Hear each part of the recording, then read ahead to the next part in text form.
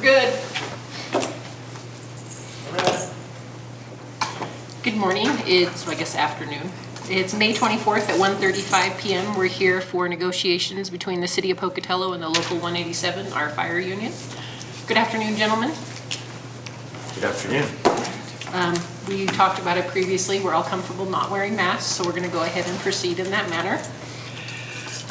Our last meeting was on the 14th, so we did have a chunk of time between our meetings. I just wanted to follow up on the city proposals we put forward that day and see if there were any you were ready to TA on or that you had questions on. We do have some that we're willing to talk about. I would pose the same question. And I also wanted to point out that you guys asked for documentation on the 4896 and supporting stuff. So we've got that. If you'd like, we'd like to exchange it now. Yeah, we would love to have that information. So I got one copy of each of the documents here, as well as that jump drive that you guys. Yeah, we'll pass them around to the team. Last time. But just a quick overview of what's in here. We have a draft of that implementation manual that we have been working on with staff. Okay. Our own version of it.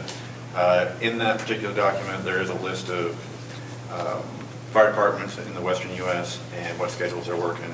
And you'll see that it's predominantly the 49.6. Also in there, early on in the process of looking into the schedule, we reached out to chiefs from other departments around Idaho, looking for their input on how it affected the operations of their department. And we got several responses back. So those are also included at the end of this document, and I'd recommend taking a look at those. Then there is the implementation manual that San Jose Fire Department put together, and that's what we pretty much modeled ours after and copied a lot of it. Then there is the 1-year results from San Jose, their experience with the trial. There's a journal article about the health and well-being effects of changing from a Kelly schedule, which we're on now, to a 4996 schedule, and that one is one from a journal. And then there is this study that was done with West Metro Fire Department in Colorado. That one was done in conjunction with St. Anthony Hospital and conducted by clinicians. And that one's the biggest of the group here. It's got a lot of good information in it. Okay. These are all in black and white too, so there's color copies. Some benefits color. Okay. They're on the jump drive. I see a lot of reading in my future. Do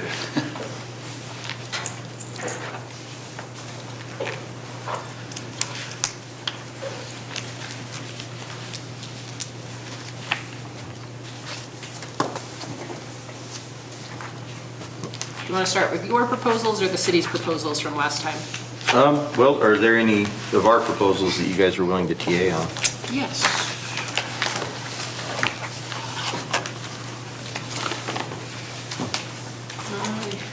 I think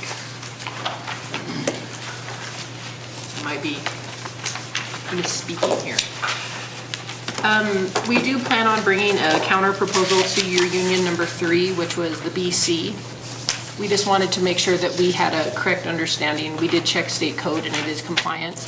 We just wanted to check on whether or not we have the capability of running all 3 assessments in the same year or if we would need to stagger those to off years.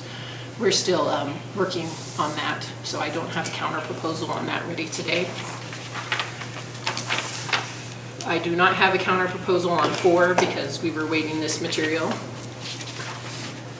I do have counter proposals to your 2 and 5, which was the medical coverage program for 2 and the vacation bidding spots for 5. Do you want counter proposals now? Yeah, that'd be.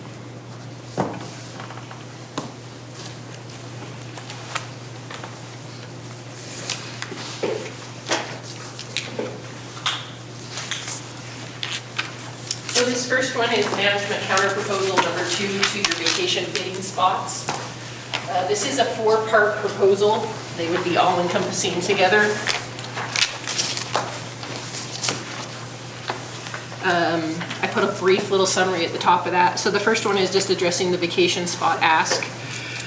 The second part is the elimination of Kelly days and rolling those into your vacation accruals so that it's a singular pool. The third is a 2 decimal point vacation accrual rather than 3 decimal points.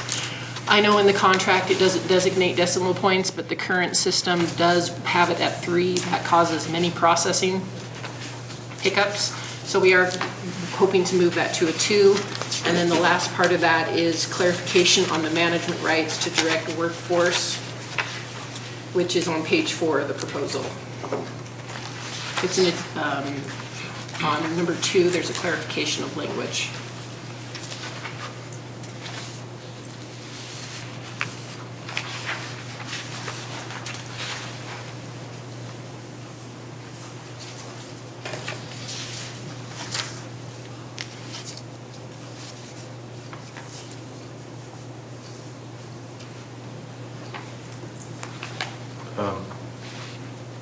Oh, I guess because it is in articles. No, why is the management rights one in again? I'm sorry, I It's a missed clarification of the section in yellow, or an addition of language, excuse me. This includes the ability to direct shift employees to any work the department needs, includes but not limited to ambulance transfers, medic standby, et cetera. This was built in to help address some of the overtime concerns we have with adding the other vacation spot. We'll have to talk about this, Obviously. so. I know counter proposals always take more time.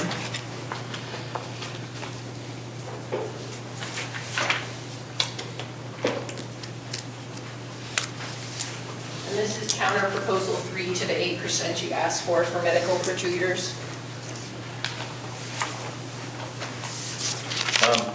I guess that was existing contract language, that wasn't an ask. That wasn't a proposal within this negotiations, that was existing. You changed the fiscal years and you struck data. How is that not a proposal? Okay. So I didn't redline on this because it's kind of a complete rewrite of the sections. If a section is not listed, there was no changes. So starting with section A, medical plan costs. For fiscal year 22, the city would pay for 95% for an employee only, 90% for an employee plus one, and 85% for an employee with 2 or more dependents on their plan. The second part of that is how we would determine your increased percentages each fiscal year. It's no longer set at a standard 8%. We would do market trend, the city Pocatello cost, or the local, whichever is less.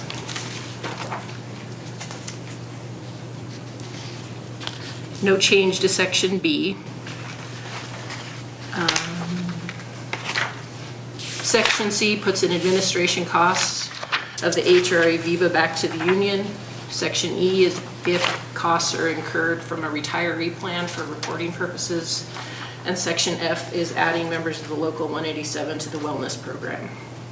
Obviously, this is a lot of data and you're going to need time to discuss. I'm guessing it's even premature to have questions at this point.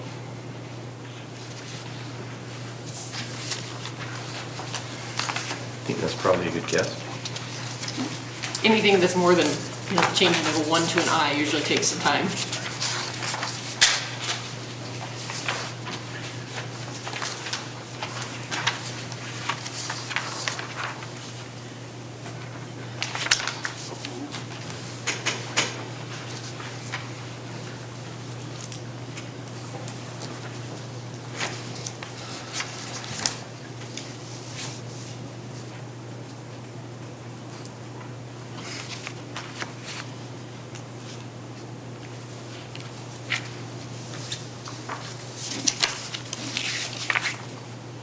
Okay, is that all you've got? The other 2 that we've already briefly talked about, I think we're on to open items that we proposed. Okay.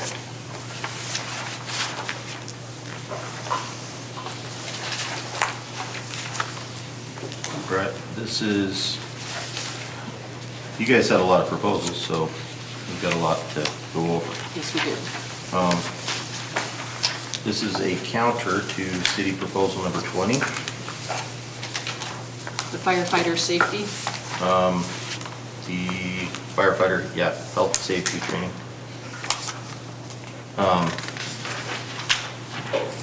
There was just a he that you missed in in the space above it. So we Perfect. corrected that. And then we got rid of the words, a guide but not a first standard, and changed it to recommended subject matter.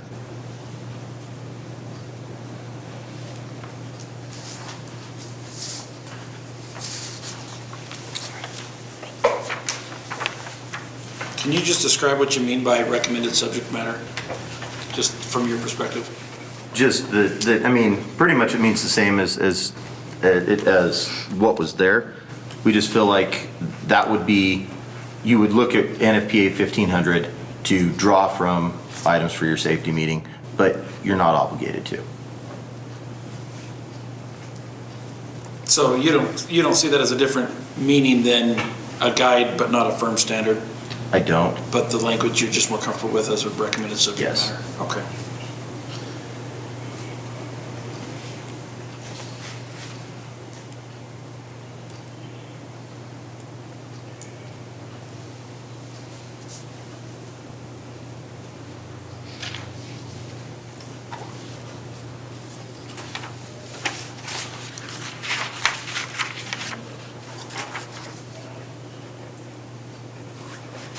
It's still a little clunky to me. What if we just change it to as the recommended,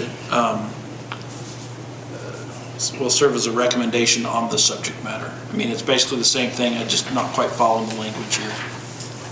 Yeah, I mean, I don't see the difference. I like that better than the language that we started with. So if it read, the NFPA 1500 will serve as a recommendation on the subject matter, you're okay with that? Yes. I know it seems ticky-tack, but I'm just trying to make sure it makes sense for somebody in, 6 months from now or whatever. I think that should be our goal, is to have contract language that stands the test of time, so.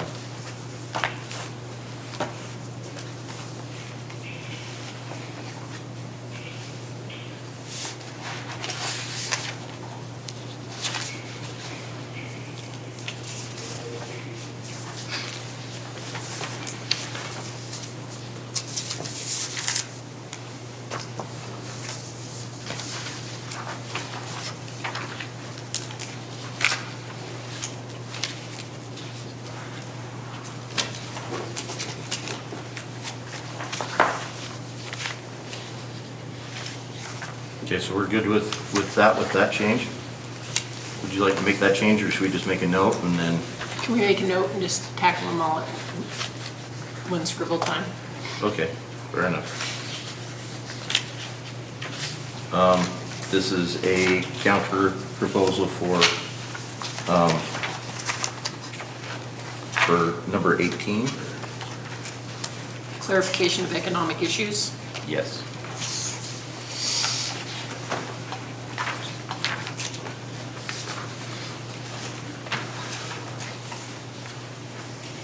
And we feel like what you sent was probably just a typo, in that it says employee compensation, and then yours says employee contributed benefit issues. We felt like that was meant to say employer contributed benefit issues. If it's something the city's offering and it has no economic impact to employees, we have no problem bringing that first. Our concern was we didn't want employee paid items or impacting pay to come before nitpicky house things. So it was specifically before employee paid benefits. Like EAP that we offered has no economic impact to employees, but it does have an economic impact to the city. Okay.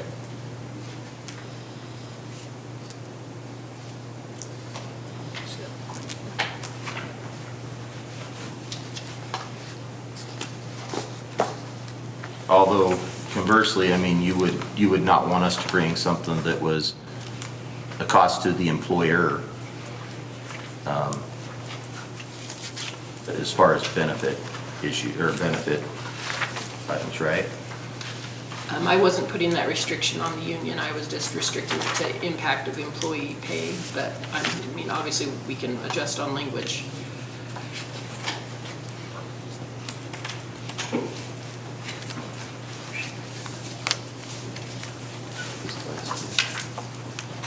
Okay. with that clarification, we might need to revisit that as a group. No problem.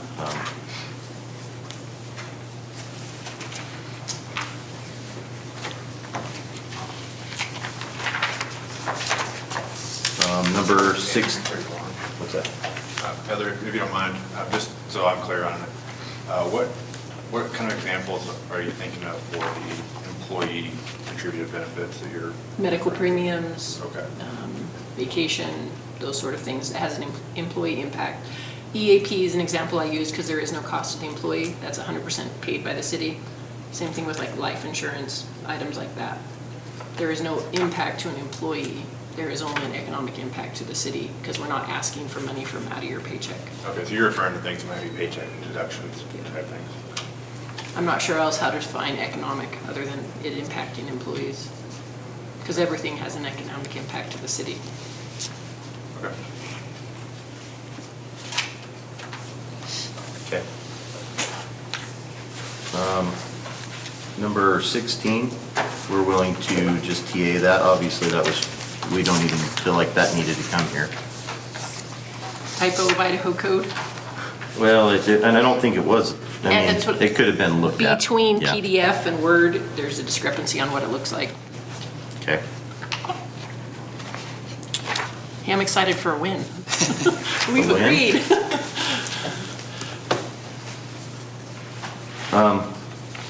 So then 9, 10, 11, and 12 are all clear, or are all clarifying business days and changing from calendar days to holiday, or to business days. Yes. I did want to have a brief discussion about what you mean by city observed holidays. Those are defined in the handbook. Okay, so this, but the city observed holidays are going to be any of the national holidays as well as any holiday that the mayor would declare? Yes. Okay. Because we don't take all national holidays. Okay.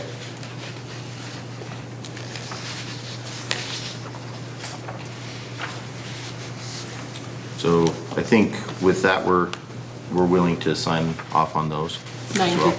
9, 10, 11, and 12. Is that correct? 9, 10, 11, and 12, like I said? Yeah, those are the ones that cover, that convert from business, from calendar days to business days, correct? Yes.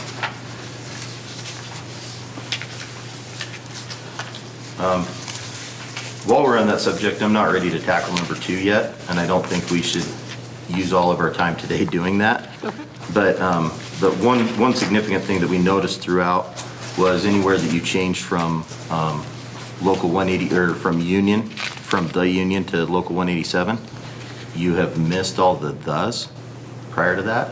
Those. Yeah, because it says the local 187. Okay. And I don't feel like that was intentional.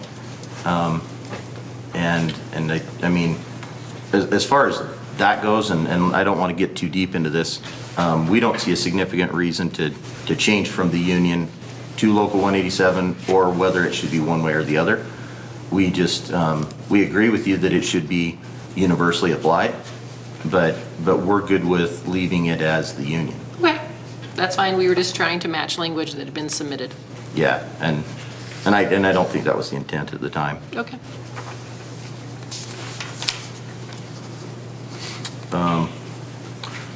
City proposal number 4. The prorate HRA Yeah, and all that does Documenting. is just clean up the way we've been doing business. just documents the past practice for clarification of new hires. Yep, and we're willing to sign off on that. Okay.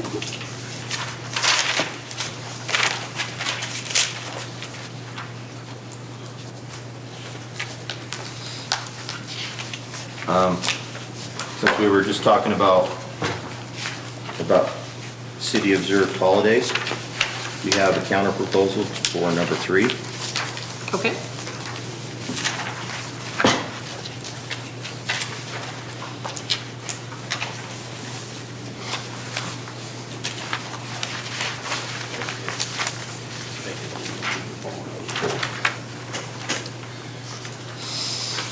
And all this does is just make, sorry, let me get in front of me. All this does is just use the same language that you've used in those other, in those other articles or those other proposals to memorialize it in with ours. It's just a consistency thing.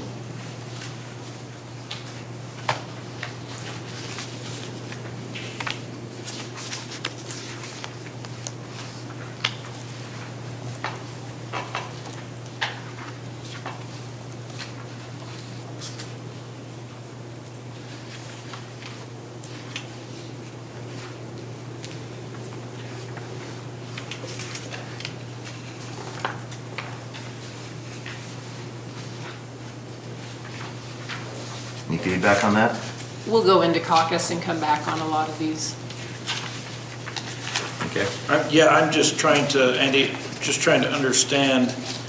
You have added city observed, but taken away defined in the most recently adopted version of the handbook. I guess I'm curious as to why take the definition out, because that would be what defines city observed. You don't have it defined anywhere else in yours. I mean, it's a common definition. It would just be making it uniform for the entire document. In our last meeting, there was a lot of talk about good fences make good neighbors. This is just reciprocal. Okay. I mean, as you know, I wasn't at the last meeting, so I'm not exactly sure what that was all referencing. Looking at this independently, I'm just trying to understand how we would discuss city observed holidays if there was ever a question about that came up again in 6 to 9 or 12 months from the time the contract was signed. Well, and I guess my point there is that we were just willing to TA on 4 other ones that uses that exact same language. I think that it's fine if we're going to use it in one spot, we should use it in another. And the reason it was included in those others is because it was defined here. It was not. The Our- words city observed holidays was not on here. I understand, but when we are defining it in our reference, it says we would have defined in the handbook at some point where city observed were, then those others were subsequent. I should have pointed that out. We had defined it in those others because it was included in this proposal. Without that definition somewhere, I'm just not sure how we would ever determine what the city observed holidays officially are. That's all I'm saying. Those do refer to city observed holidays because I had proposed to define city observed holidays By the handbook. in that Yeah. first proposal. Right.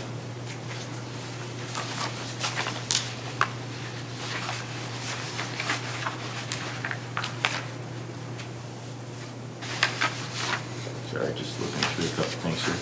If you'd be more comfortable, we can just list out all the holidays. It just makes the document a little bit more cumbersome. Well, and I think we probably would, but there's also the issue, like as an example, a couple of years ago, we had the eclipse, and the mayor declared a city observed holiday for the eclipse due to the congestion and everything else that was going on with that event. So my assumption is that would also be a city observed holiday. And we have For all that practical defined in the purposes. handbook as to days designated by the mayor.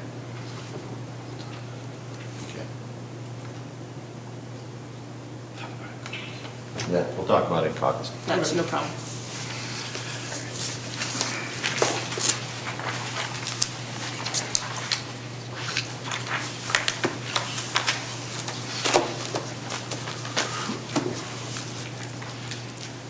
Okay.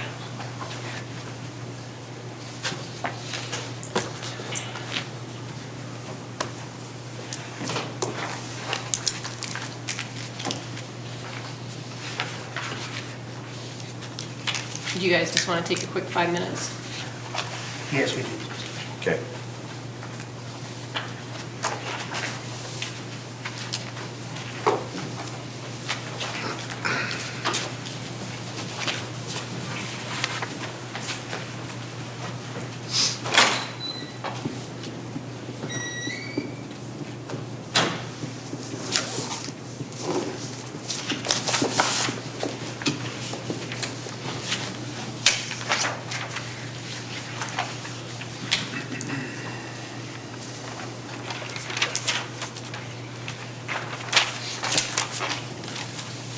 you, Jared.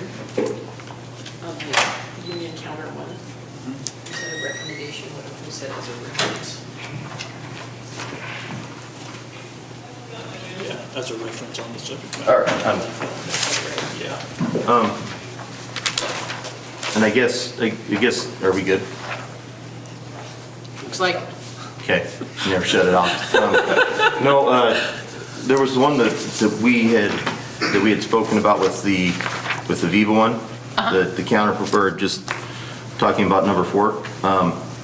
The discussion with that was, as you remember, when we left the city's medical coverage, we gave up $1,000 per member in Viva. So with you guys' counter proposal to change insurance, we're not willing to TA on that one. And I'm Okay. sorry, no problem. because, I mean, that was part of the expense of changing insurance plans. Sorry, so just for clarity of record, that's city proposal number 4 that you're referring to specifically? Yeah, city proposal number 4, we're not willing to TA on that because your counter proposal about insurance plans has an effect on that. Okay.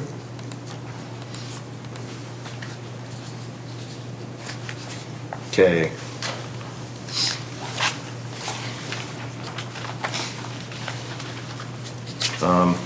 This is a counter to city proposal number 5, The dental coverage? dental coverage.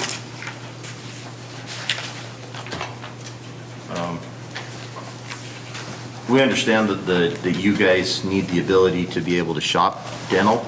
And all we did is that we said that the city will provide equivalent coverage to our current coverage.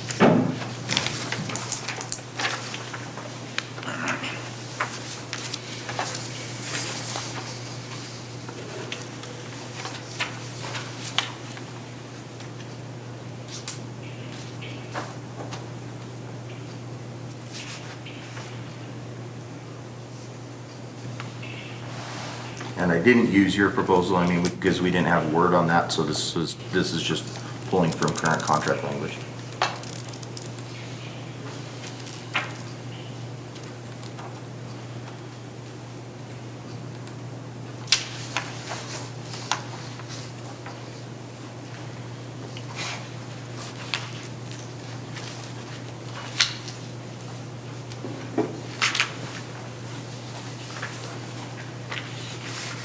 Okay, this is a counter proposal to City 19.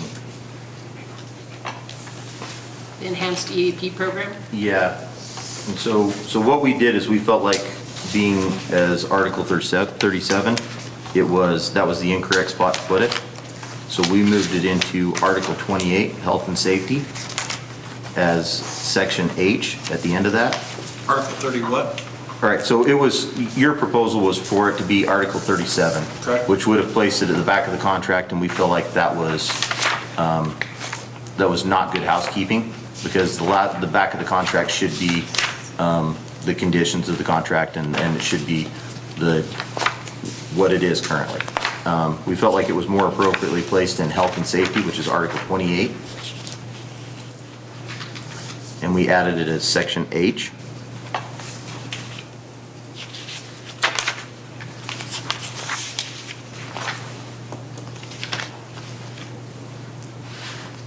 And if you notice, we changed the regular time to either being on duty or overtime. Well, which one? Either one. It can be either. I mean, I know that this is an EAP program that's currently utilized by the police department, and I know that they can do it on duty. We're willing to do that, but at the same time, there's a little bit bigger, if there's one less officer on the street because they're doing it on duty, then that just reduces their capacity by one police vehicle, one response unit. Whereas if we're sent, it potentially could shut down an engine or an ambulance while that person has their meeting.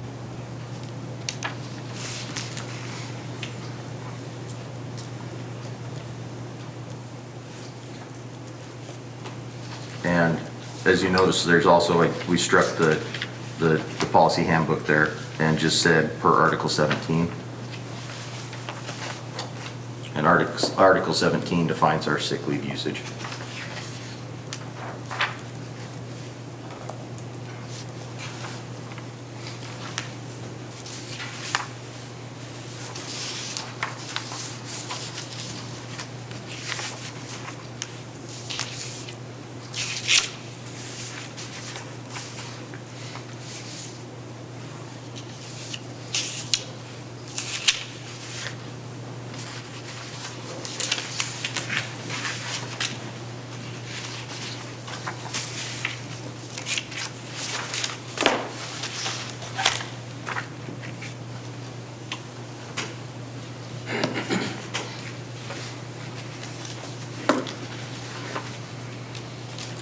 This is a counter proposal to city proposal, couple pages. This is a counter proposal to city proposal number 15, Combat challenge? combat challenge. There's two more on. There are 2 pages. Oh, there are, okay.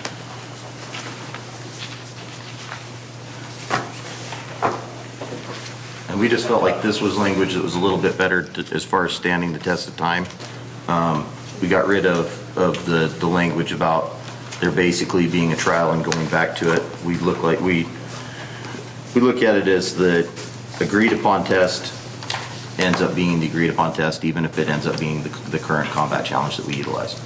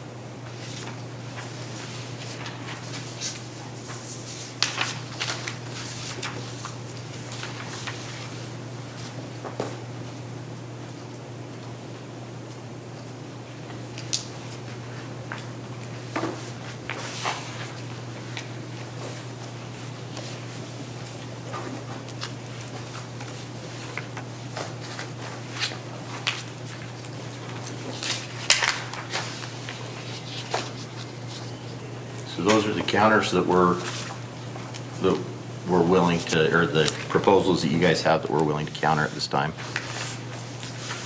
What about 13 and 14? We feel like, so 13, or 14, we feel like that's the exact same language as you guys have for our proposal concerning vacation bidding. I'm sorry? We already have an open proposal to you on that covers the subject matter of 13.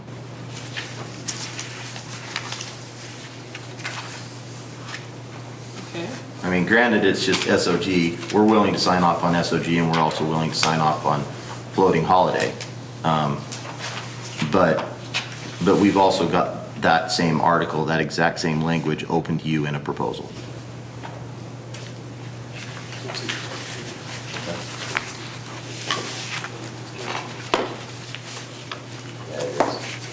Yeah.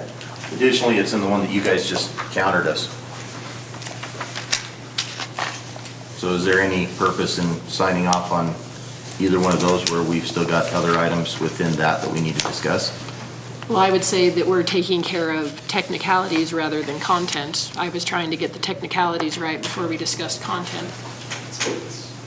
There's no formative changes from ours other than an error correction or to reference the correct material.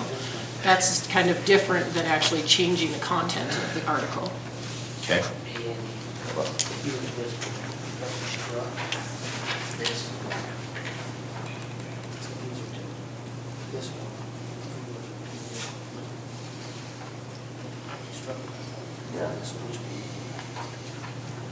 There, just as a point, let me pull up the counter proposal that you guys have already given us. I'm not sure where I put it. Yeah. I mean, you've made significant language changes and struck the language that you're asking us to do the cleanup on.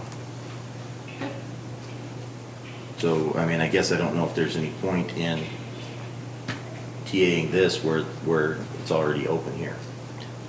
And I understand that viewpoint. I don't always assume what we hand over will be corrected. If we're not going to TA on this counter proposal, I would hope that we can still fix the MOU versus SOG versus SOP problem. Even if we're not going to create substance, I would like to take care of the technicalities, but I defer. If you're not interested in that, we can leave them on the table. I think that's something that we can do at the end, depending on what contract language we end up at. The problem is we never get it done at the end. These little administrative burdens remain burdens year to year that we keep revisiting. I think it's just really an attempt to not leave something on the table because we don't come to a TA on the more complex change, that we didn't get the minor changes in place. But I totally see where you're coming from as well. We're just Okay. making sure that at a bare minimum, the cleanup language is taken care of. With that in mind, then I guess just since it's just language cleanup, we'll TA 13. And 14, we would TA if you just strike the word vacation bidding after the SOG. Just don't understand that. We're going to go ahead and go to caucus if that's everything you're going to respond on. We can come back on 13 and 14. Trump switch. Okay, are you saying you want a caucus now? Well, your group doesn't seem to be in agreement over this issue, so I think caucusing for us, this would be a natural time as well. Fair enough. Was there any other I just wanted to council? get your guys' point of view. If we agree to, let's say we did agree to this one right now, that you just gave us today, and then we agreed to that one, they're completely different. I understand, and that's where I'm saying, we're happy going to caucus, it can stay on the table. Okay.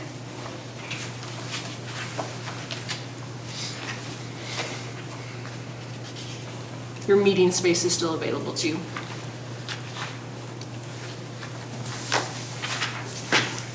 Was that the end of your counter proposals though from last meeting? That is the end of counter proposals. We do have a couple other non-monetary proposals.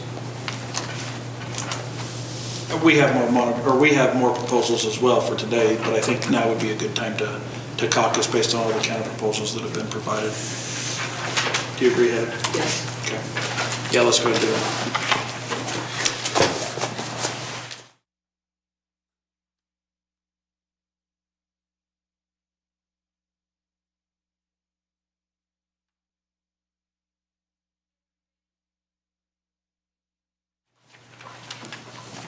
Welcome back, everybody. Thank you for letting us take a break. Before we went into caucus, there had been some discussion and some items that we were looking to TA on. I just wanted to walk through those and make sure I'm understanding which ones we're good on. The number has significantly decreased as we've talked today. So it looks like we are good on City Proposal 16, which was the typo in Idaho code.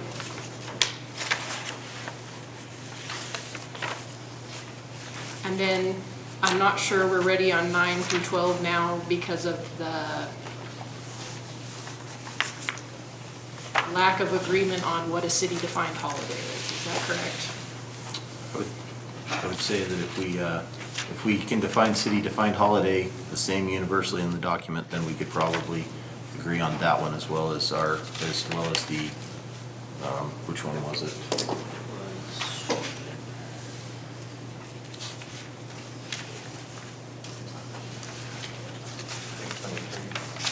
Was it 3? That was the floating holiday where the city defined it in one and then you guys submitted a counter. Yeah, because that was the floating holiday that was talking about our civilian employees. Yes. And it was, yeah.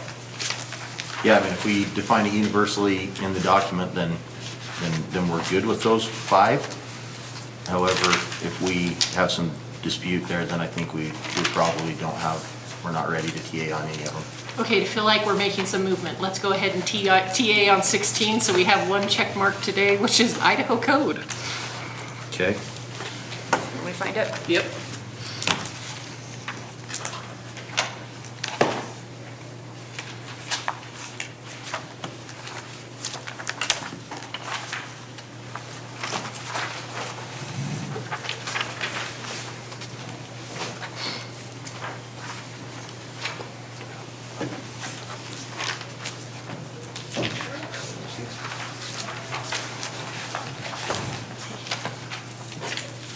So I'm confused. Are you now the lead negotiator because Jared was not there, or would Jared? She is assuming that role at this point, yes. Okay. Thanks for that clarification. Okay, so before we went into caucus, you had provided us with some counter proposals to some of our proposals from last meeting. We have 3 counters to what you brought.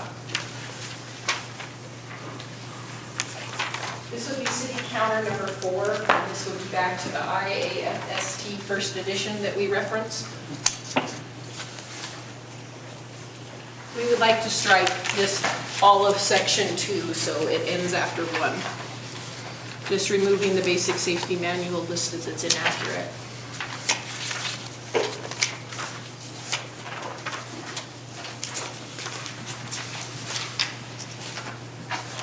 And that, I mean, like we talked about in the beginning, you said that you couldn't even find that document. We so, can't. I think we're good with that one. Okay. And then this is a counter on bargaining process, economic and non-economic issues.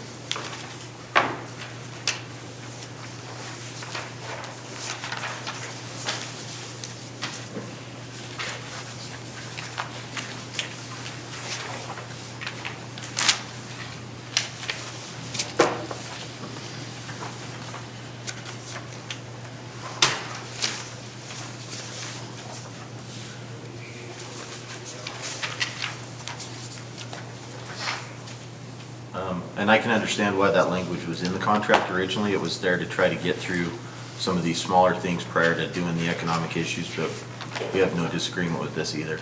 We would be happy to TA on this. And then the last one is a counter proposal on the enhanced EAP program.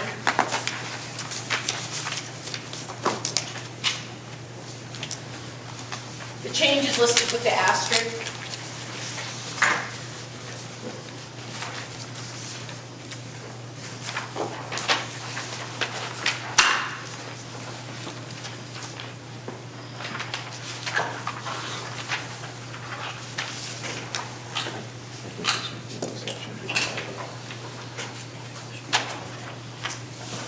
Okay.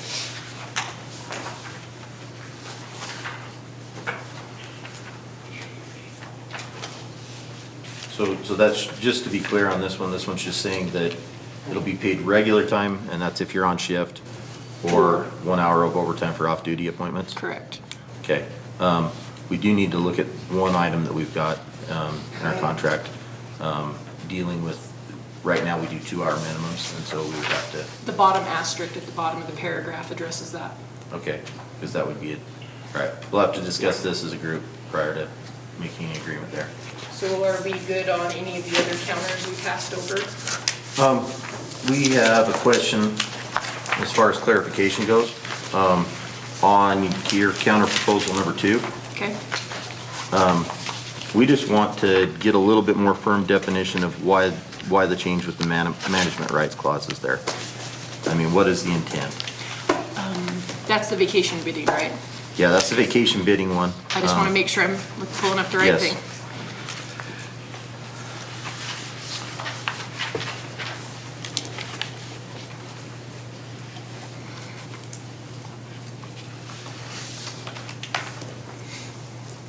So the addition of the management rights piece, which was page 4, I believe when we send someone on an ambulance transfer, it's 1 on duty, 1 off duty, regardless of shift coverage. This would allow management to send 2 on-duty people, depending on coverage. So our, As just an example, not as an all-encompassing response. yes, but that, and I guess I just want to drill down to that. So if we have a transfer and when we have 2 excess people on shift, the intent will be to no longer do any callback. It would just be to utilize the shift employees. Correct. Okay. That's just one of the examples that this language would cover. All right, thanks for that clarification. So we talked about the counter proposals that you guys had brought. To be honest, we're going to need a little bit more time before we respond to those. Okay. So any questions on the 3 that we just handed over? No, I don't think so. Okay. As far as some of the other issues, we have 2 counter proposals. One is a counter on the bargaining process, economic and non-economic issues. Okay. As far as some of the other issues, We would, hold on, I gotta pull up your 3.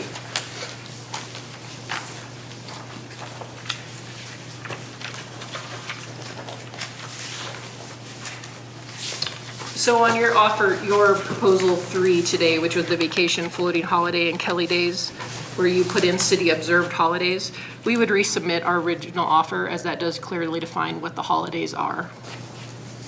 Okay. We had a lot on our plate when we were back there talking, and that honestly was not even anything that was on the radar, so we'll have to have more discussion about that later. Okay, and then on your counter proposal 4 on dental coverage, we do have a problem with the CBA. It is currently not accurate to how premiums are paid. If we paid premiums as the CBA is written, your employees would be receiving less of a benefit. So by keeping the language of approximately half the premium, your employees would have an increased cost. The other difference is, how would you define what equivalent is? I would say that the equivalent benefit, so, I mean, if the coverage is for $2,000, if we went to a different plan, So as you're long just as it had talking the same. about out-of-pocket max? Or, well, I think I guess our concern is that what happens if the city council decides that they've got a really lean budget year and they decide that we're not gonna offer any dental coverage. We feel like we want to make sure that we capture something so that coverage continues. So And that was that's our issue with the language you guys brought forward. we would ask you to resubmit your proposal with a clarification as what equivalent covers in the union's mind. Okay, can you help us look through that coverage so that we can clearly define that? A member of Human Resources can explain our dental coverage. It can't be me, because I'm a listed negotiator and this is a negotiated item, but someone from HR can walk through our coverage with you. Okay, we can try to resubmit that later. Okay.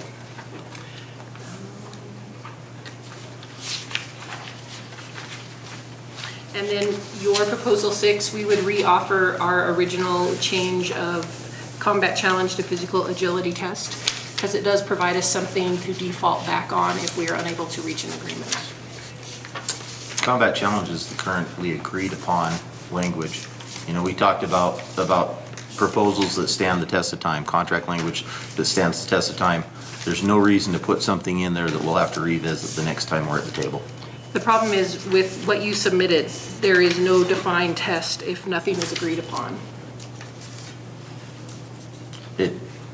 But it's the currently agreed upon test that we have. So if we don't agree on a change, then we default to what we currently agree upon. So does that mean that your proposal is basically a title change to the current combat challenge? No, I think the intent is for our Wellness Fitness Committee to meet with our staff and determine a new test, a physical agility test. However, if we don't determine a new one, or if we can't agree upon one, then of course we would default to what we currently have, because it is what's agreed upon right now. But if the language doesn't make it to the next contract of the combat challenge, I think that's what our proposal is trying to just encapsulate, is that if for some reason those two parties don't come to an agreement on the new test, the combat challenge is the reverted to test.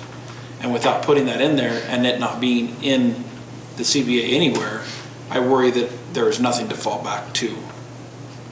Well, you So I got think staff you're- to fall back to, though. What's that?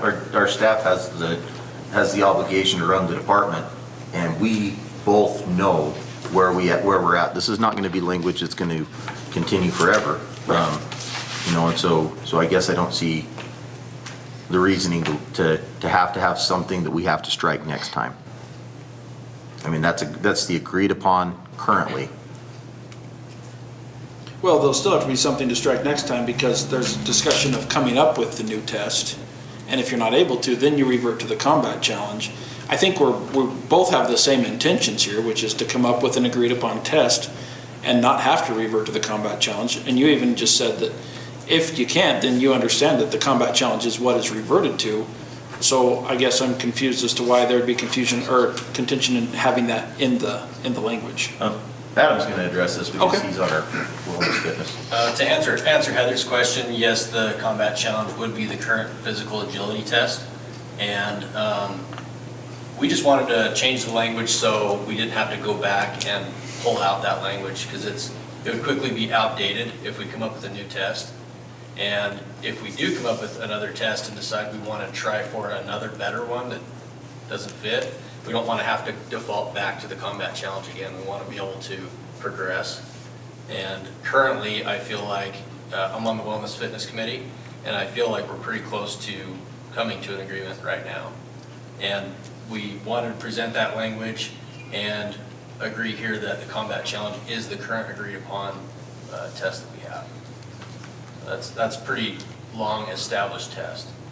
It's a past practice. No, I understand that. I guess I just am worried that under your counter proposal, it doesn't specify that the combat challenge is the fallback test. Unfortunately, I live in a world of worst case scenarios, right? And the worst case scenario would be that the committee and the management aren't able to agree on a test. In your mind, what would happen if that were to be the case, if we didn't have that written into the CPA as to a fallback? From your perspective as a committee member. Your question is what would happen if we did not come up with a test? Right. We would use the current test. And what would be the basis for that if that language doesn't come into the next CPA? Past practice. Okay. So then what is the concern with just putting the language in other than having to take it out the next time around because the new test is now in place? That was probably the biggest intent, is to Okay. have good, clean, clear language that will stand the test of time. So wouldn't you agree though that the specific agility test that's to be determined by the committee and by the fire department, the next time around is now going to have to be plugged in anyway? Because we haven't got it yet, we hope to get it soon. So regardless, that language in that section is going to have to be changed next time around, one way or another, right? Well, it depends on whether or not that test has a specific name. Yeah, no, that's fair. I mean, because it would, I mean, say we go with something that's established in another department, but is not a specific nationally recognized test. Okay. We would just go with the agreed upon language, and so or the agreed upon test, so. Whatever that happens to be Yeah, whatever that consistent. happens to No, be. I mean, you guys get this whole testing thing much better than I do, so I maybe just wrongly assume they're all named something or have some way to identify them as what they are and what you do. But Well, is I that think- not necessarily the case?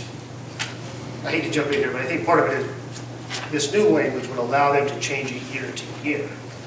Instead of having to come back to the table to renegotiate every time they find a newer and better test.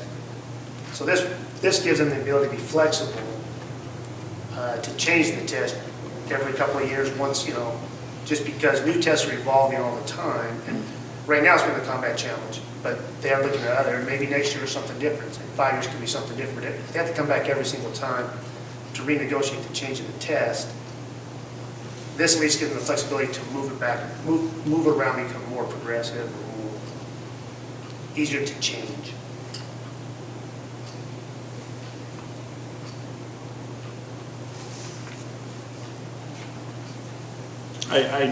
I'm a belt and suspenders kind of guy, so it just makes me feel better knowing that there's language that is there, that just on the off chance that no agreement is reached on what that test is, that next test, you have some test to fall back to, which would be in this case, and for at least the time being, the combat challenge.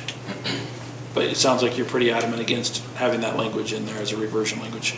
I mean, it's an easy strike next time around if we have a test that's agreed upon and working, so I'm There not haven't too. been very many easy strikes. What are you talking about? Idaho Code now has a one. That's right. Yeah, we can talk about it. Would you guys entertain anything that would say the going into this contract currently is the combat challenge? And then that way we can move from there and just strike that.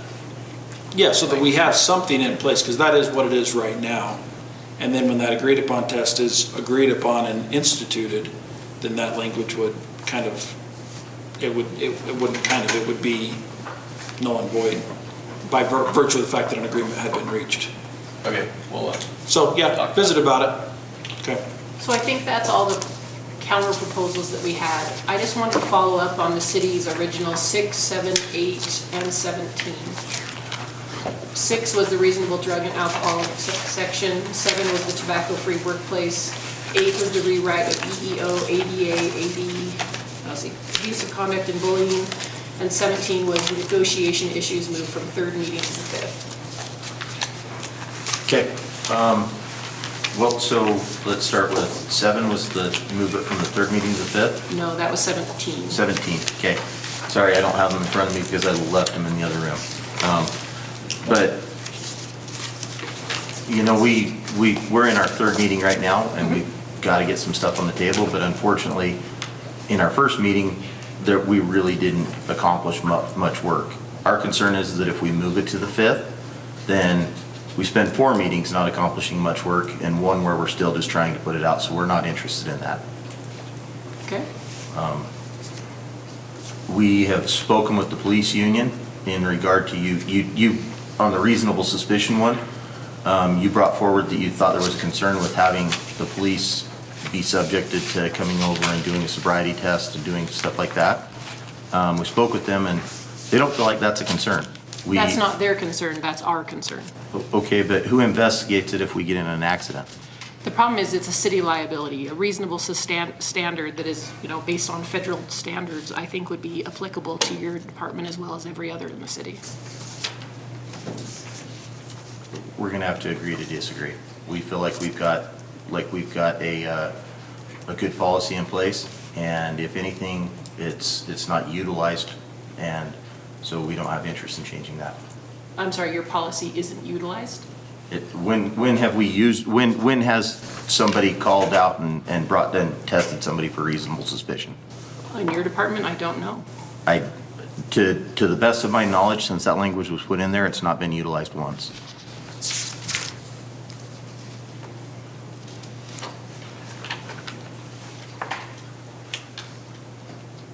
So we don't feel the need to expand upon it.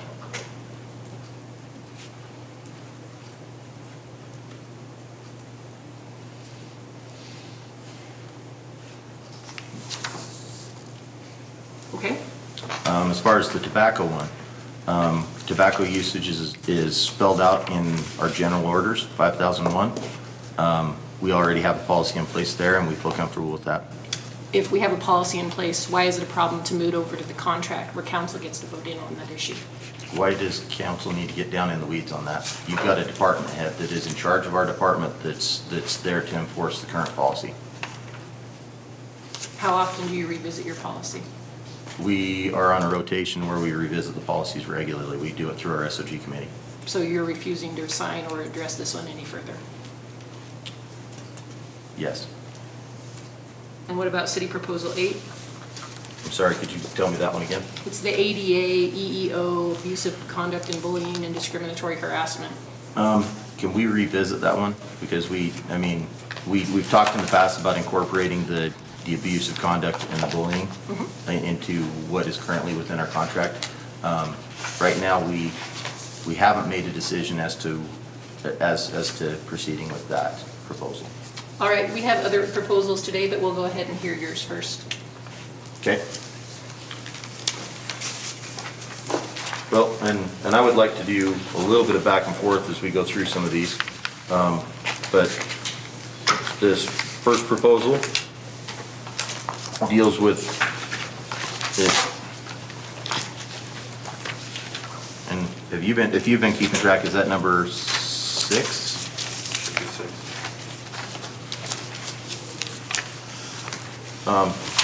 This one just puts in terms of agreement an opener to evaluate paramedic compensation and deployment. We've had a lot of discussion internally about what our paramedic wage scale is and how we can improve morale within our paramedics. And so this is just to have a reevaluation with staff and then have an opener in case we reach resolution. And we placed it in 35 right after the opener for if the city of Pocatello or if the Pocatello Fire Department and the Chubbuck Fire Department decide to merge. We felt like that was the most appropriate place.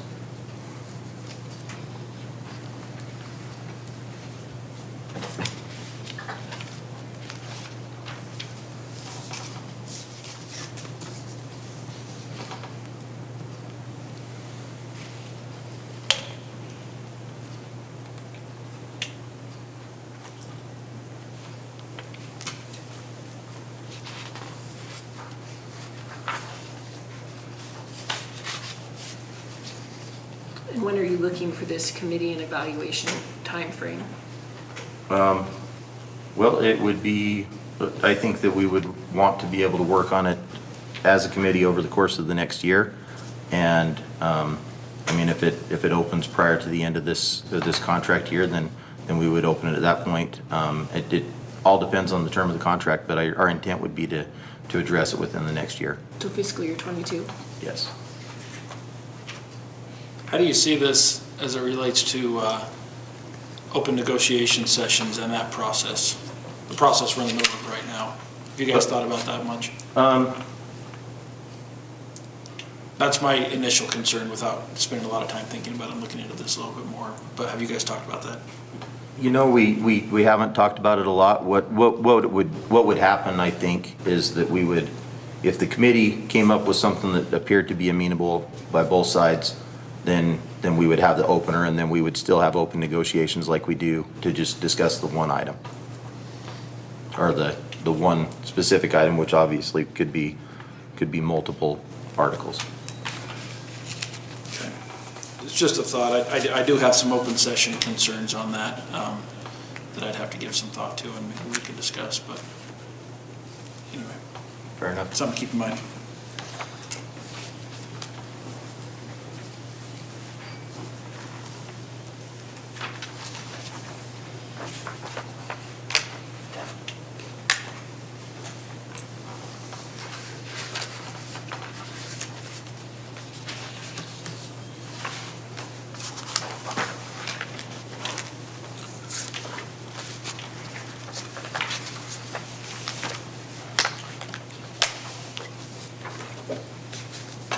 So this one deals with an extra duty hazard pay for essential workers. We know that the city has $11 million coming in COVID relief, and this would just be a 1 year, because the pandemic race basically took 1 year, increase to everybody's base wage by $2 per hour. Or it would just be a special assignment pay, a premium pay, not necessarily a base wage increase. And we feel strongly that all essential employees should have received it, or should receive this. However, we only have the ability to negotiate for ourselves. Would you consider this hazard pay as affecting your base, so that it would affect your longevity numbers? No, this would just be a premium pay. This would just be an ad pay for 1 year, And is it base hours or hours worked? base hours. We work a 29/12 schedule, so it would be 29/12.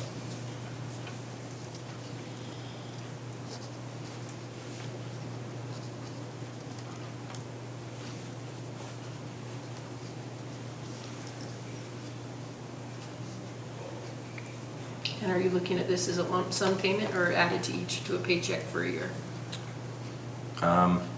I would say probably added to a paycheck per year, but that's not an item that we discussed.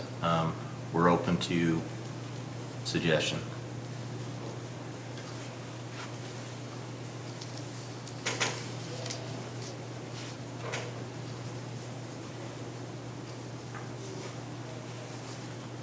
Next?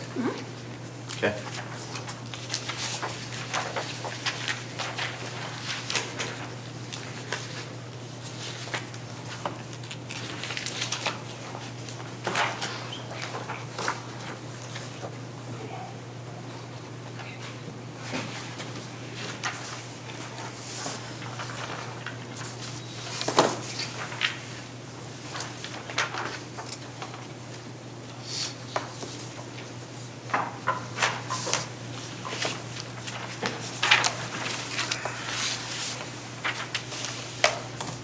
So this one is just an enhancement to our MERP, increasing the contributions.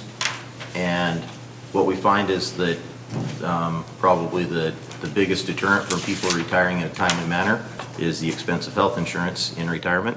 This would allow them to be able to have a better benefit to try to offset that cost when they retire. Okay.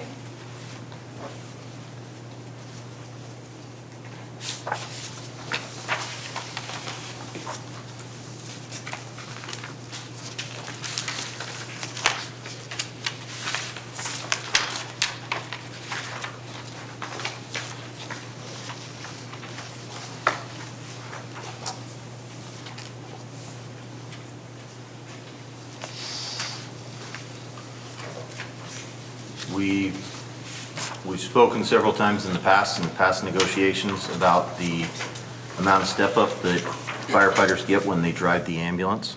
And so this would take away the working out of class pay that they get in every check, and they would get $5 an hour when they drive the ambulance. And so this is solely to help make it worth it for them, because the amount that they get in working out of class is very small. It's like $8 a paycheck, which is not worth the additional responsibilities. So this would be 5 additional hours for each hours they were actually doing the job? Yes, actually doing the job.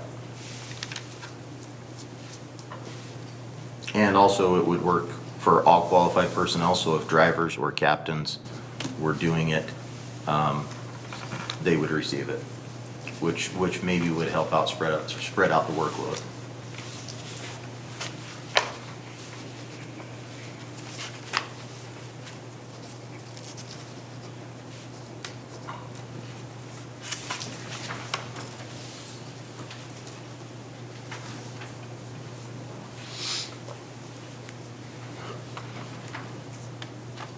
So is this a $5 ad pay or a $5 adjustment to their base pay? It would be a $5 ad pay.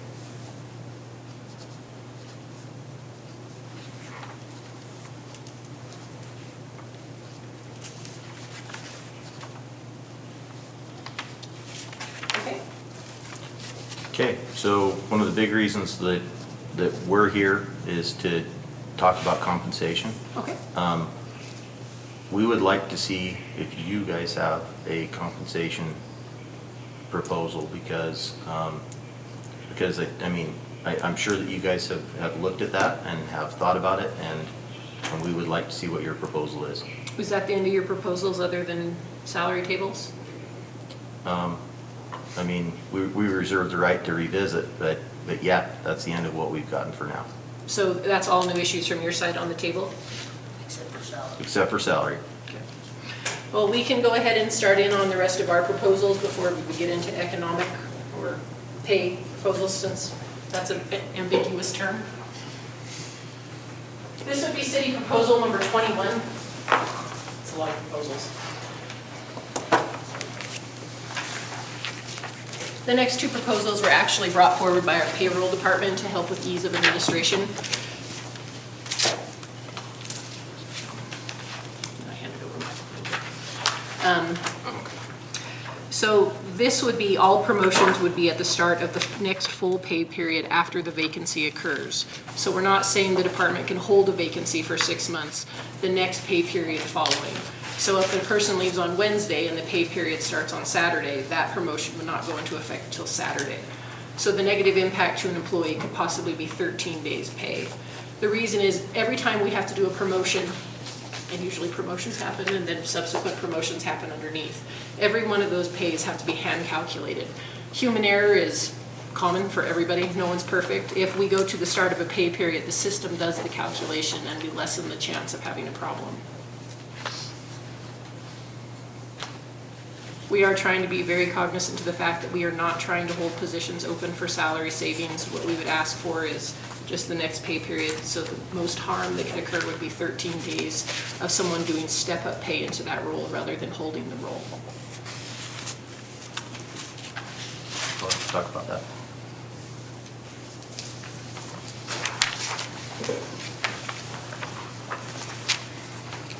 This is city proposal number 22. It addresses working out of class.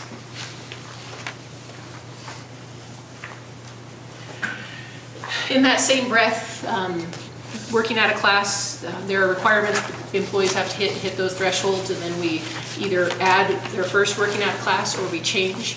Both of those, again, are manual calculations if done at the middle of a pay period. We would ask for the next full pay period starting after achieving the qualification. So if Andy's qualified to be a driver or Andy's qualified to do this, they have to hand calculate both pieces and put them into the system rather than just waiting till the pay period and the system doing it for them.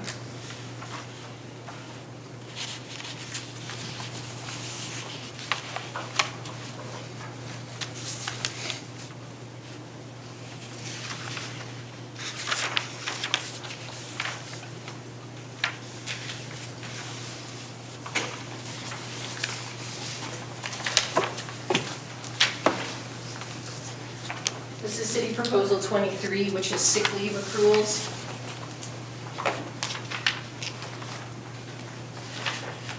Our current financial system is set up at 3 decimal places.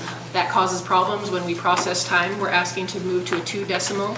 We round it up so there is no harm to the employee. Your accruals is slightly higher by 1,000th. So this is for processing ease.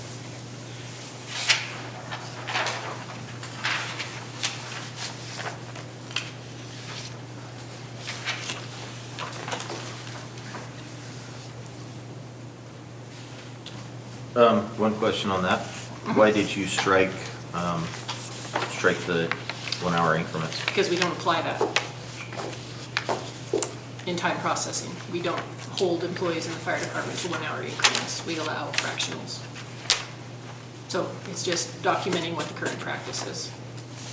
So if I was gone for half an hour, we would process the 0.5, not 1. And that's the current practice. It's just documenting that current practice. Have you spoken with fire management on this? It's already how things are processed.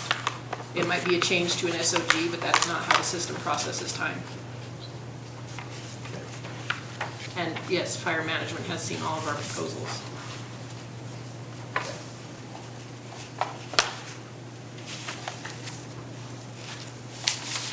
Ready? This is city proposal number 24. It's a change to the arbitration process.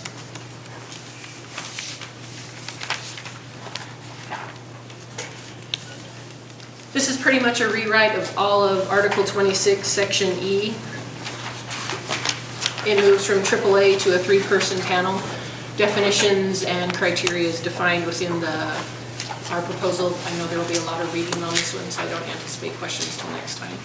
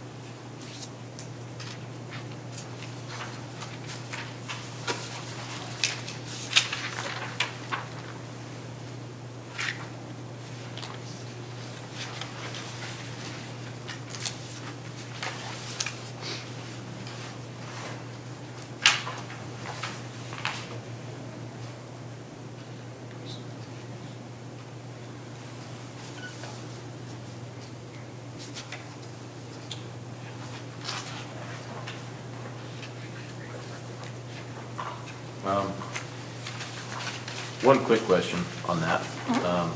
On number 5, arbitration process, it says all arguments, presentation materials, and consideration must be made in open session on the city council chambers. What about personnel issues? Those are still subject to open meeting, which arbitration is anyways. All right, we'll have to talk about this one. This is city proposal 25. It's a rewrite of union business with some clarification.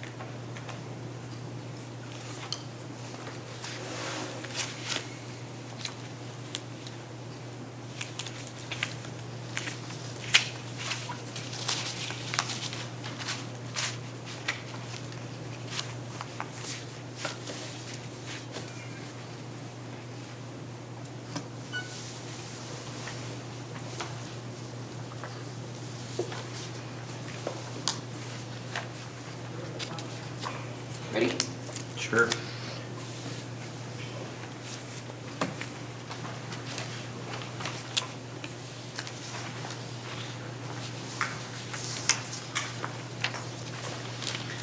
This is management proposal number 26, which is a rewrite of the tuition reimbursement program.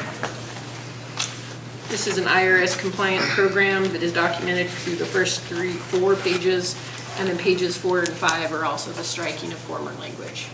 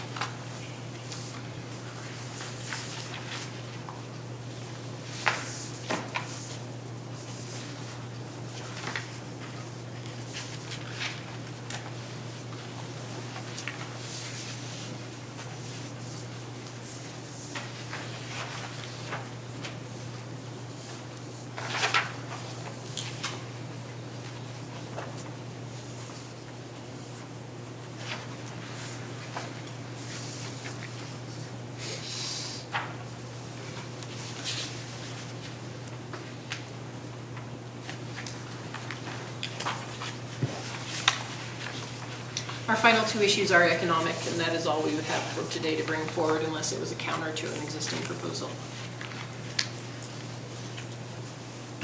You ready? I am honest.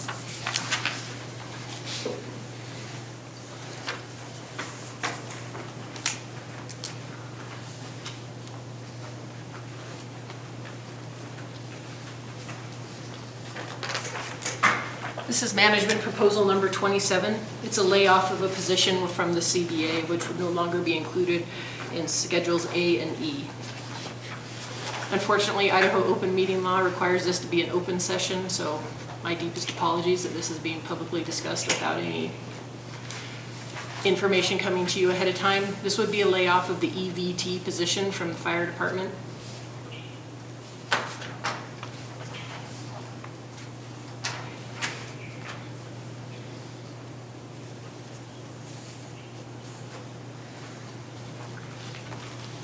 So you do realize that this individual carries certifications that are essential for working on our vehicles, correct? I understand that the position as it's written does cover that.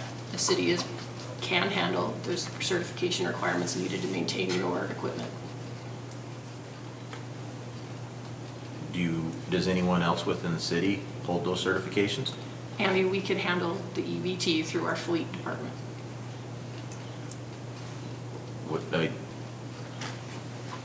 All equipment, light duty, heavy duty, specialized, we would have certifications held on staff to cover the maintenance requirements of the department. But not specific certifications? We that would you have people trained and certified to work on the equipment as it exists in the city. And what about the individual? Would he be absorbed within that department? No, the position would be Separate. laid off, and then they would have to apply for a position in the fleet department. The problem is it's a completely separate job description. It's completely different benefits, so it does not exist on the city scale. So it would be a full layoff, and then they could apply for an opening.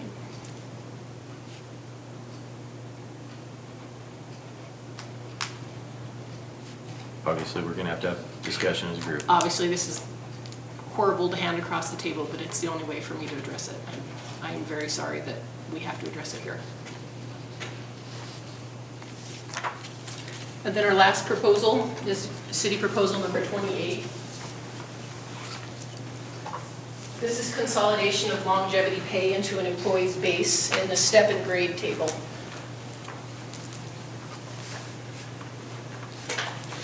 There would be no detriment to the employee, you would not lose any money. However, longevity would be paid as a step rather than as a percentage that then has to be calculated in the system. I would say Aaron is a firefighter. He's been here 10 years, so he's at this step, so you would automatically know what the person makes based on their step without having to look up longevity. Paramedic would also be compressed into a step, so we would address that for both types of longevity currently paid to the department.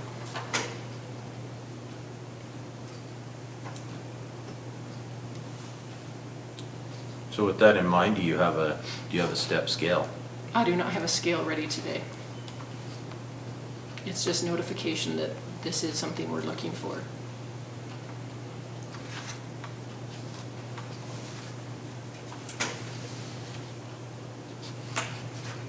And that's all the proposals we have today. Stand by. Would you guys like to take a 5-minute caucus? Work so Yeah. long?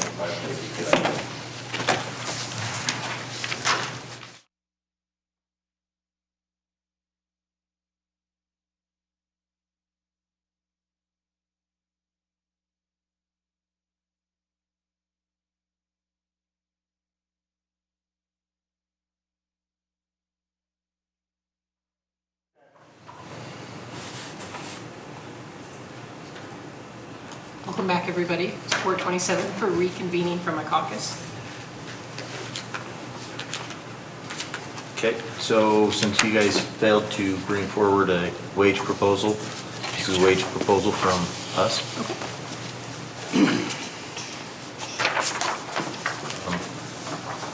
Curtis is going to be conducting most of this presentation.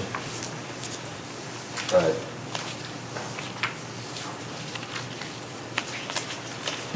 Everybody see that better? Little bit? I'll refer to the spreadsheet. Yeah, I'm assuming it matches this. It does, Okay. it does. With one change we'll get to when we get in there. Okay. Okay, so what we did is, as the city chose to use their 5 comparables when they're comparing themselves to other entities, whether it be for FTEs, part-time employees, and the like. And the city chose Twin Falls, Coeur d'Alene, Idaho Falls, Caldwell, and Chubby. We decided to choose the same. And a little bit of history, we've never been able to agree upon comparables. However, if the city used them, pretty hard to refute. If that's what they're using to compare, we think it'd be a safe comparison to use the same. Also included Pocatello PD in this, and we'll just kind of go through this real quick just to show you where we are at with our comparables. And what you have before you is a couple of copies. The first 2 are, and I'll go through it. And so the first one is the probationary firefighter. If you see right now, the probationary firefighter is about 11% behind their comparables. However, they are 18% behind Chubbuck. And they're 11% behind, 10.47% behind first beginning patrolman, whatever, I'm not sure what terminology they use, but their rookie patrolman and our rookie firefighter, there's almost 11% between those 2. Second class firefighter, we are around 6%, a little closer. However, Chubbuck doesn't have second class firefighters, they just have probationary, and then you just go right to a first class firefighter. So there's nothing to compare with that. Again, comparing to the Pocatello PD second year, we're about 5.5% below Pocatello PD. First class firefighters, we are about 19% behind a first class firefighter with their comparables. They're 18% behind, 17% behind Chubbuck, and 6% behind a beginning third class patrolman is how that's done. And then same thing with driver operators. They're about almost 20% behind these comparables. So Curtis, these Yes. are current wages? These are current wages, as what is being paid right now. Knowing that all these locals are in negotiations as well. Second page is the captains and battalion chiefs. Captains, this is an 8-year captain. This is what they would draw, 8 years with the longevity is 2270. So this is comparing an 8-year captain. An 8-year captain is roughly 16% behind their comparables. And this is a 10-year battalion chief. That's the earliest you can make battalion chief. That's 10 years of longevity. And they are, 12 and a half behind. The next page. Sorry. Yes. So when you talk about 8-year captain and 10-year battalion chief, you mean 10 years with the department, not Yes. 10 years in rank? 10 years with the department. They're drawing 10 years of longevity. And then the comparables are 10 years in the department as well? Correct, yes. So the next sheet, probationary, no change with probationary, second class. However, first class firefighters, this is a 20-year member of the department. They are drawing max longevity. At that point, so they're drawing just over $7,000 in longevity. They are, at this point, 3% behind Chubbuck. And they're actually, What position is this? this is the first-class firefighter on page 3. Right? After 20 years. After 25 years. 25 years. So you're talking max compensation on. Max longevity. compensation, yep.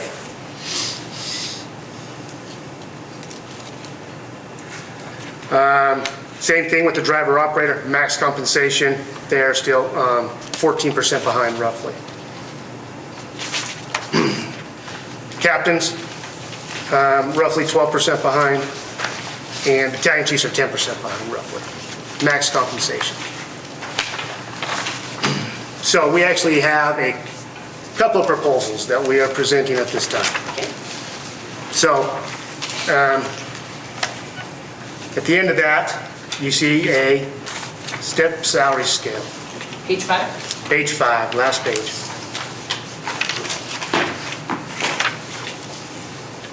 So as you can see, it used to be, we would spend a lot of time arguing over comparables. We are significantly behind everybody. We'll pretty much compare to anybody you want to compare to anymore in the state. We're even behind our comparables within the city. PD, position for position is 2 to 3% at the end of the career, compensated higher.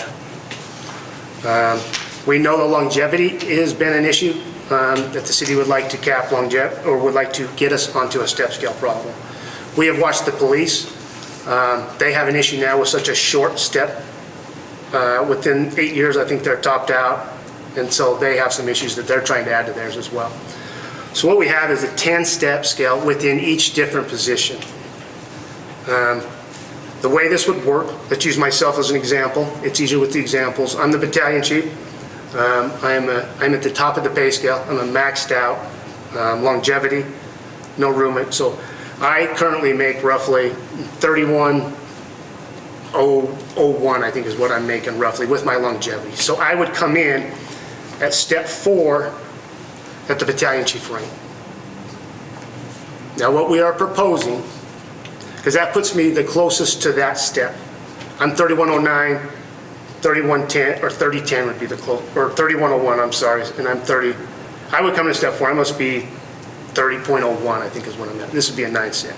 I would come in at this step scale 4. October 1, we are proposing a 3% increase. Everybody moves 1 step. So they move a step or the table moves up? They would move a step. So I would move from step 4 to step 5, October 1. Everybody currently within the department would move whatever step they are currently would be at. So you want a fiscal year 21 placement and a fiscal year 22 step?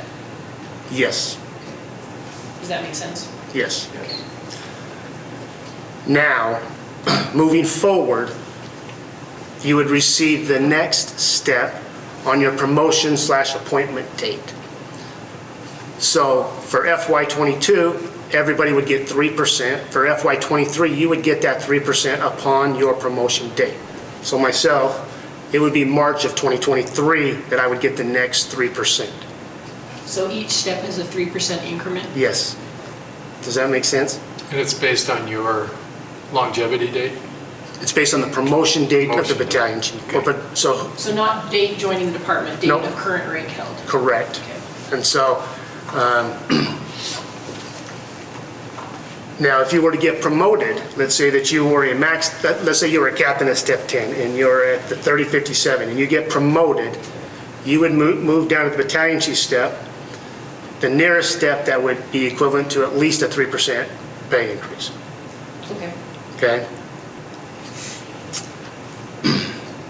Now, the caveat with this is the pay scale would be adjusted each year with a 5-year rolling Western Region CPI.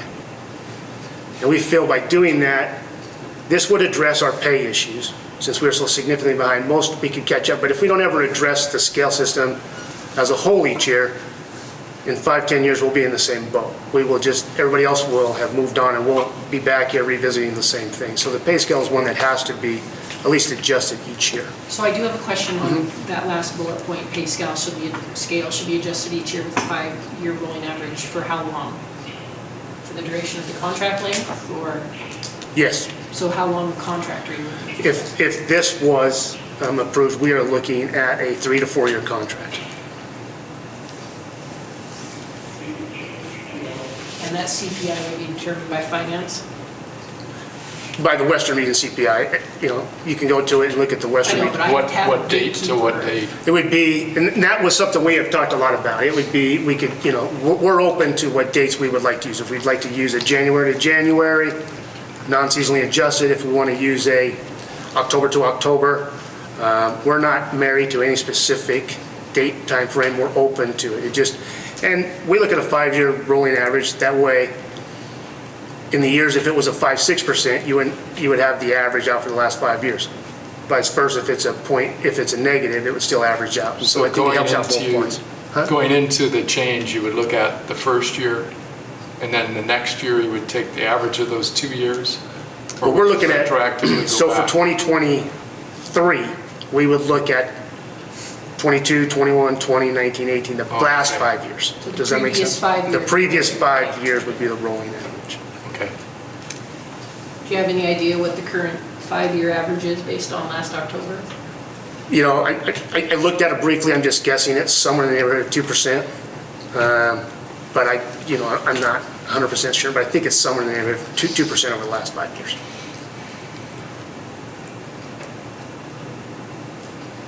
And this includes paramedic longevity built in? This is just the base. We have not touched the paramedic longevity. We hope to address our paramedic issues with our opener. This is just the department longevity. So paramedic longevity would exist on top of this new pay scale? Correct. Andy, I was just, yes, okay, number one. Yes.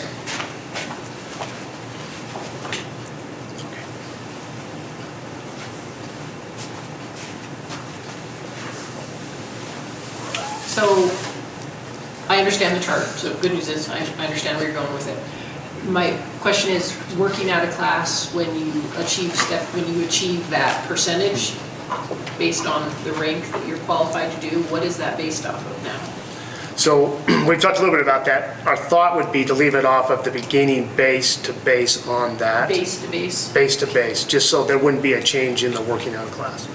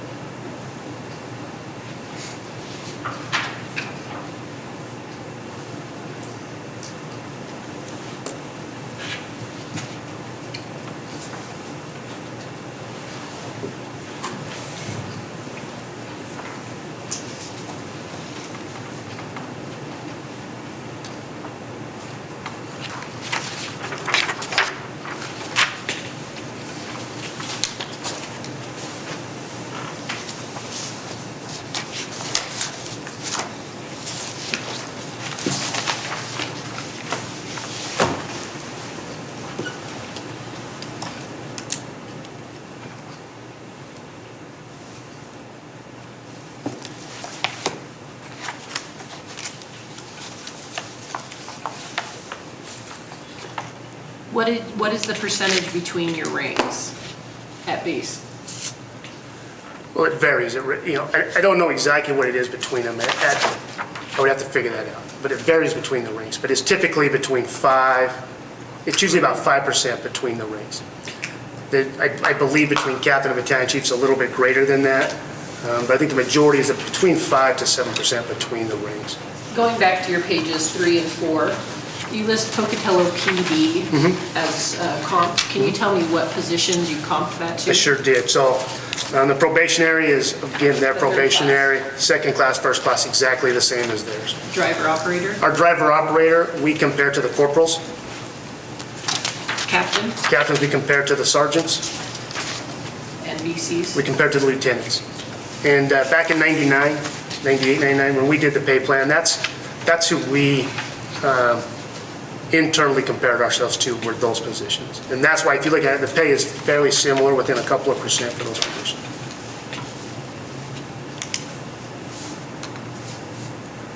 So I understand the chart. I think it's very readable. I understand where you're going with it. I do have questions about the paramedic piece that you want as a separate opener. Why is the union not bringing a proposal to be quite honest, it's such a complicated, complex issue It is, it's. that we just didn't have the time. I would ask, why hasn't staff ever brought us anything? Because it is such a complex issue, it's going to take time, and I think it's best if both sides work mutually on it versus one side. I was hoping staff would bring something, to be quite honest. We were hoping for some other paramedic proposals. And so we feel this is the best way moving forward to address our paramedic issues. We have a lot more besides just pay and with that position. You have what? Sorry? We have a lot more than just pay when it comes to that position that we have to look at. It has a huge scope of Yes. minutia around it. Training alone is, So it's just the complexity of it, makes it hard to come up with something. Well, I mean, it even gets into deployment models and stuff like that.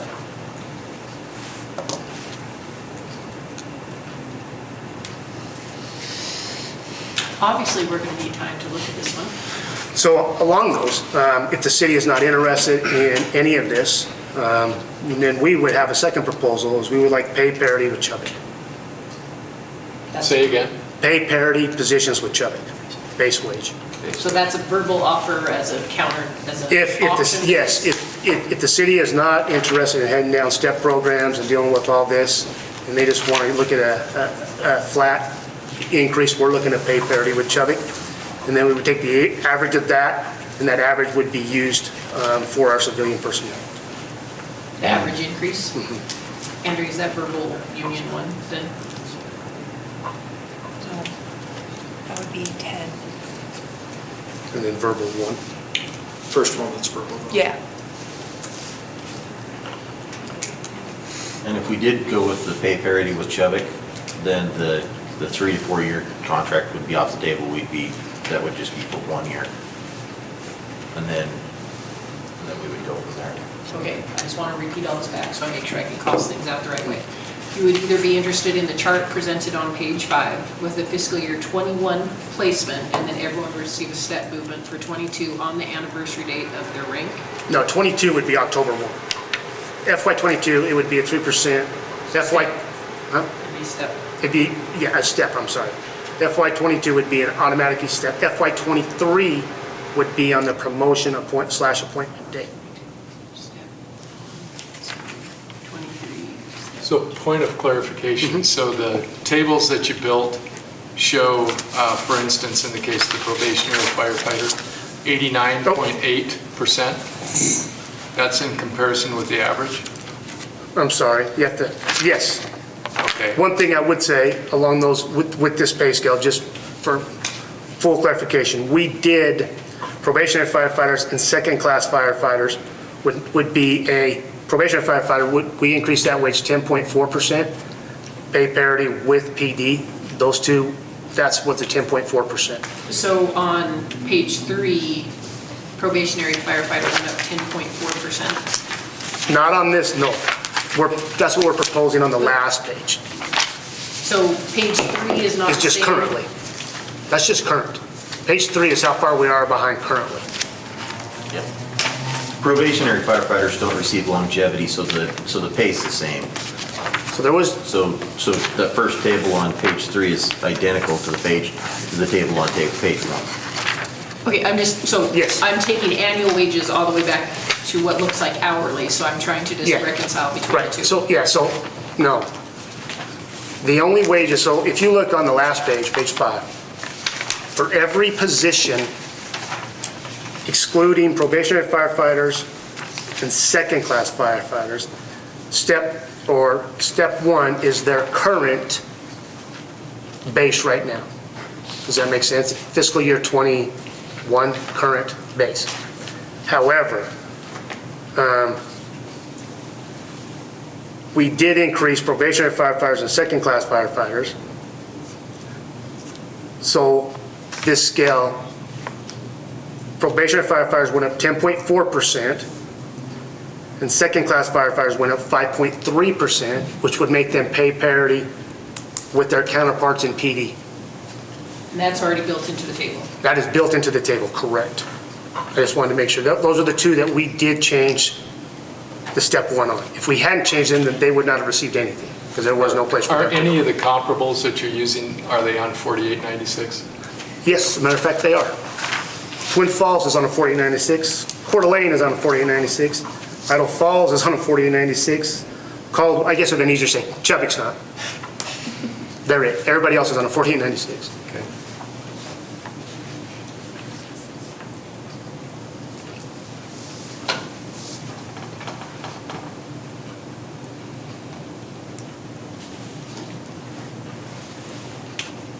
Why would step increases starting in fiscal year not occur on fiscal year?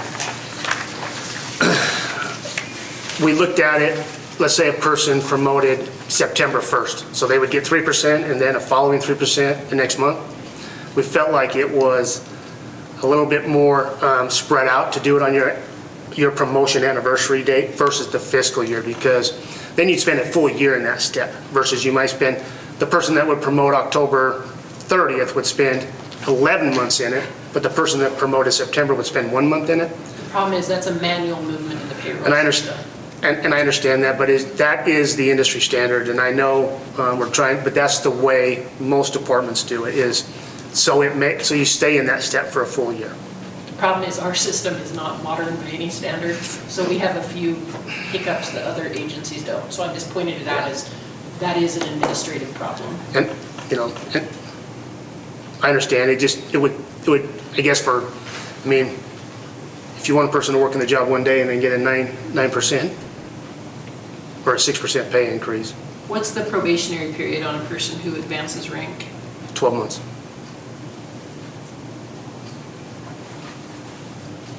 So were you looking for a CPI increase in '22? Not 20, well, the scale, 23. not 22, 23 would be when the scale would be So adjusted. no percentage to the table that's presented, just the table itself? Just the table, and everybody moves 3, but going forward in 23, that's when the 5-year CPI, roll of yes. average. Okay.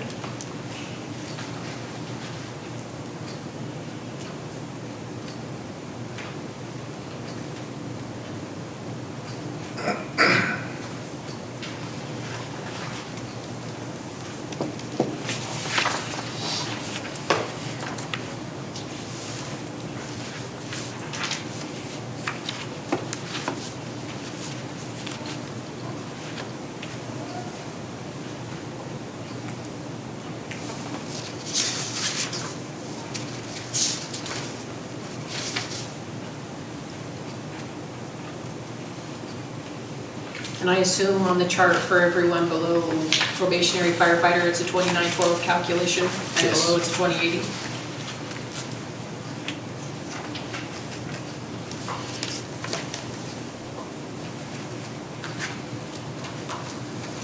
What about for the 40-hour captain? The 48 cap is 2080.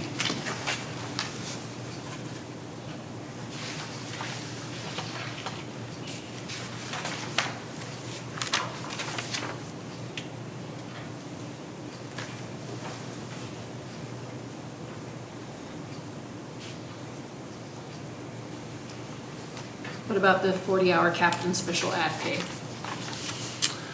The special ad pay, I did not pay the special ad pay, that would remain, that is open to negotiations. That ad pay is what we use to, I guess, encourage somebody to take that position. I've left that ad pay, that would still be included, but, So the only ad pay going away would be base longevity, not paramedic. right, at this point. So what does parity with Chubbuck mean to you from a practical perspective? How long would that take? How long would it take? Well, I guess in a perfect world, 1 year. So we're looking at, but I guess that would be left up to a counter. We're asking for a 1-year pay parity. Chubbuck? A 1-year period?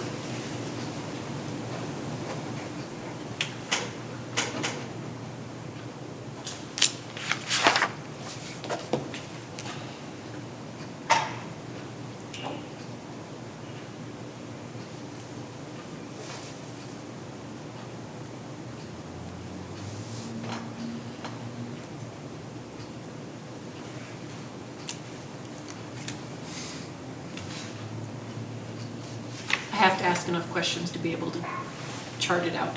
So sorry, there's a lot.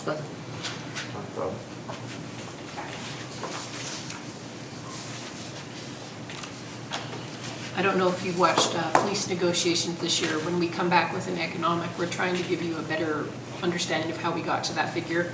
We will continue that trend with the fire union, so we will try to give you more information to show you how we came to the figures rather than just a one-page spreadsheet that says this is the cost.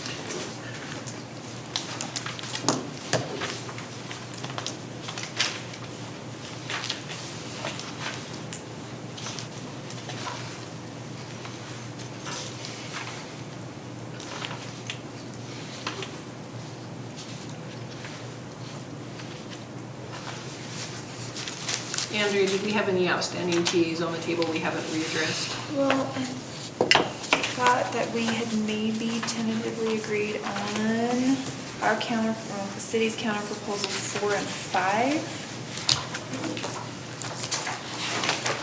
So I'm not sure.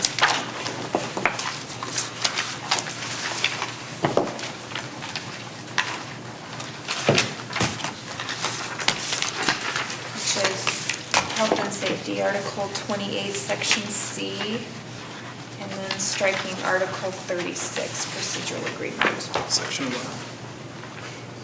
Oh, yeah, Section 1. Thanks.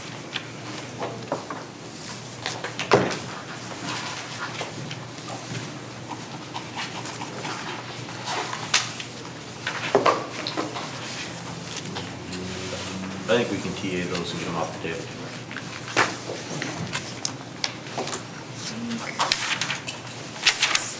Do you have clean? Do you have clean versions? I do if you need it. I have them.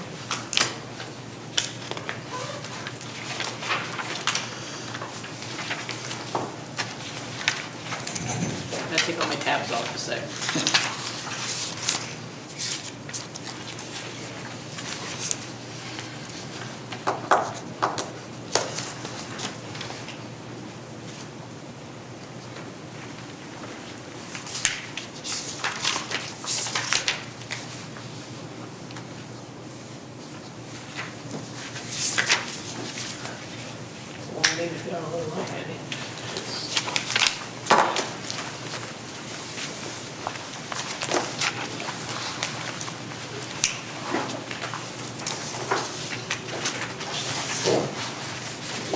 I know we're bumping up against our 30-day window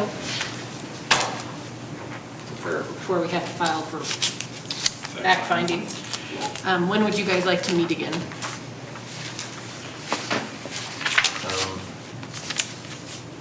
We were hoping for June 2nd. June 2nd would be right at our 30-day window, since we started May 3rd. I think that's reasonable, I mean, unless you wanted to meet earlier. I'm not gonna lie, it takes me a while to cost out an entirely new pay chart. I'm gonna have it double checked. And I don't think I can get that done before Thursday, in which we go into budget meetings. The 2nd would be the easiest for us to have workable numbers. Okay, so we can do the 2nd. Morning or afternoon? Start with the morning, because we got a lot of things on the table, so hopefully we can work through it. 9 o'clock, okay? Yeah. All right, I will schedule Paradise and council chambers, or Iwanatala and council chambers.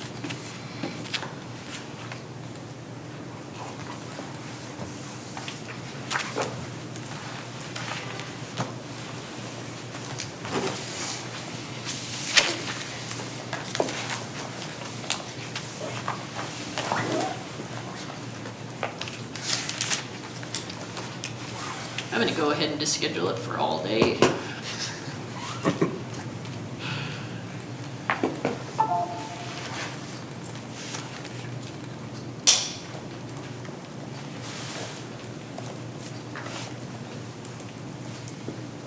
So we'll be back in Paradise? I'll try to get you in Paradise. There's one meeting, but I can probably move it. I'll send you an email to confirm. Okay. And will we have access to it at 8?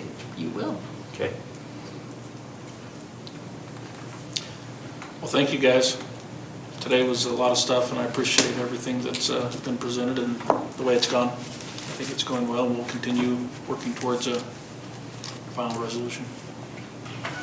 Just wanted to say thank you. Well, and I want to express my condolences. Sorry about your loss. Thank you, appreciate that.